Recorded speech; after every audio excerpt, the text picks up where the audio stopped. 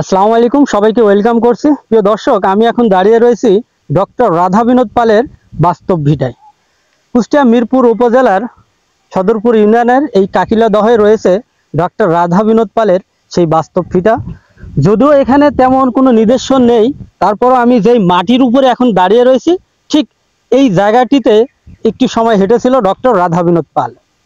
হয়তো তার স্মৃতি বিজড়িত কোনো কিছুই নেই, কিন্তু তার সেই স্থানটি, সেখানকার সেই মাটিটুকু এখনো রয়ে গেছে। আমি এখানে স্থানীয় একজনের সাথে কথা বলবো এবং তার ইতিহাস সম্পর্কে আপনাদের একটু জানানোর চেষ্টা করব। আসসালামু আলাইকুম। ওয়ালাইকুম। আপনার নামটি যদি একটু বলতেন। মোহাম্মদ সাইদুর রহমান। আপনার কি বাড়ি এখানেই? আমাদের বাড়ি এখানেই। ডক্টর রাধা বিনোদ পালের বাস্তব ভিটা, তার সীমানা প্রাচীর যদি একটু আমাদের এখান থেকে দেখা যায়। সীমানা মনে করেন এইটা একটা পুলাট, এই যে সাদা জমিটা একজনের একটা পুলাট। আচ্ছা, এই পুলাটটা বাদে মনে করেন এইটা দিকে এই যে বাড়ি ঘরদর আছে, আচ্ছা, এখান দিকে এই বাড়ি ঘরদর পুরাটা ওই সাইড দিকে, মানে সবই তার মনে করেন এক পুলাটে। আচ্ছা। তাছাড়া জমি জায়গা মনে করেন আমাদের বয়স অল্প, হয়তো আমরা অতটা দেখাতে পারবো না।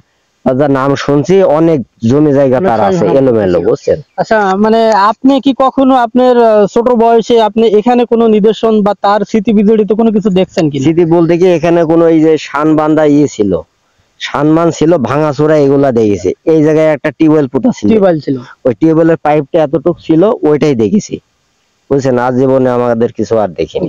এখানে ইট তুলছিল একজনা, যে দখলে আছে, ইনি ইট তুলতে যাই চাপাও পড়ছিল। এখানে বলতে কি মাটির নিচে? মাটির নিচে এখন 2-3 মানুষ মাটির নিচে ইট আছে। মানে আমি এখন যে মুহূর্তে দাঁড়িয়ে আছি যে জায়গাটিতে, এই ঠিক আমার পায়ের নিচে যদি 2-3 মানুষ খোঁড়া যায় তাহলে ইট পাওয়া যাবে, এরকম। এখন তো আসলে উপরে কোনো ইটও নেই যে আপনাদের আমি দেখাবো, কিন্তু শুধুমাত্র এইটুকুই আপনাদের জানাতে পারি যে স্থানটিতে দাঁড়িয়ে রয়েছি, যে হাওয়াটা আমার গায়ে লাগছে, ঠিক সেখানেই ডক্টর রাধা বিনোদ পাল একটি সময় সেই স্মৃতি বিজড়িত তিনিও হেঁটেছিলেন। তার অনেকগুলো স্মৃতি কিন্তু এখানে রয়েছে এই মিরপুরের মাটিতে। আসলে এরকম একটা স্থানে যেমন আমরা আসছি, অনেকেই কি আসে দেখতে? আসে মাঝে মধ্যে আসে। আপনি একজন গ্রামের মানুষ হিসাবে কিভাবে দেখেন যে একটি এরকম একটি মূল্যবান ব্যক্তি, নামকরা ব্যক্তি গ্রামে জন্ম? আপনি মনে করেন যে আপনারা যেমন আসছেন, এমন জাপান থেকে শুনতে পাই, জাপান থেকে আসে অনেক জায়গায়, তেমন লোক পাঠায়, এবার মাটি পরীক্ষা করে নিয়ে যায়, ওই পুকুর গুলা দেখে যায়। ওই যে ওখানে ওই যে ওই বড় গাছটা, ওখানে শানবান্ধা ঘাট, এখান থেকে কেটে ডাক্তার রাধা বিনোদ পালেরই ওই ইটের সাথে লেখা আছে। আচ্ছা, এখন কি ওই ঘাট কি এখনো রয়েছে? ঘাট গুলো ওই মাছের আবাদে, মানে ওই ঘাটটা ভেঙে এখনো একটু ধাপে ধাপে ভেঙে বসে আছে। আচ্ছা, অসংখ্য ধন্যবাদ। দর্শক, ঠিক এখান থেকে একটু দূরে সেই ডক্টর রাধা বিনোদ পালের যে পুষ্কুনি, সেই পুষ্কুনিতে আমি একটু আপনাদের দেখানোর চেষ্টা করব। তার আগে আমার সাথে এসেছেন আমাদের বড় ভাই, এসেছেন আঙ্কেল।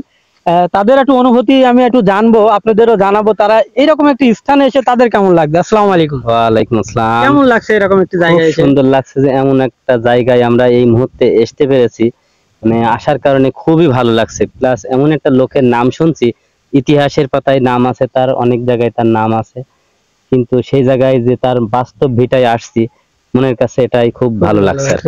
আমি একটু যদি আপনাদের জানাই, ডক্টর রাধা বিনোদ পাল এমন একজন ব্যক্তি যিনি কিনা না থাকলে হয়তো আজকে জাপান নামটি বিশ্ব মানচিত্র থাকতো না। কেননা দ্বিতীয় বিশ্বযুদ্ধের সময় জাপান যখন রাশিয়ার সাথে যুদ্ধে জড়িয়ে পড়ে, তখন আন্তর্জাতিক ট্রাইব্যুনালে একটি বিচার চাওয়া হয়।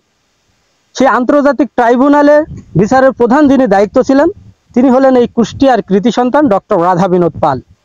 তিনি সেই কেসে জাপানকে জিতিয়ে দেয়, যার কারণ হিসাবে জাপানের পার্লামেন্ট থেকে শুরু করে সমস্ত স্থানে এই আমাদের কুষ্টিয়ার কৃতি সন্তান ডক্টর রাধা বিনোদ পালকে তারা স্মরণ করে।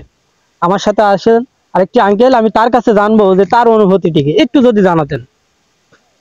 আলহামদুলিল্লাহ, আমার তো আসলে অবাক হচ্ছে যে আমার বয়স প্রায় 71 চলতেছে, যে ডক্টর রাধা বিনোদ পাল আমাদের মিরপুর থানায় ছিল, আমার জানা ছিল না, আজকাল শুনলাম। তো শোনার পরে আমি সবই বুঝলাম, কিন্তু ওনার কোনো স্মৃতি এখানে কিছুই দেখতে পাচ্ছি, এটা খুব একটা দুঃখজনক ব্যাপার। আমাদের দেশে এত বড় বড় নেতা আছে, চেয়ারম্যান আছে, এমপি মহোদয় আছে, তারা যদি ওনার একটা স্মৃতি স্বরূপ কিছু রাখতো তাহলে মনে সবচেয়ে ভালো হইতো। অসংখ্য ধন্যবাদ সুন্দর একটি মতামত পোষণ করার জন্য। তো আমি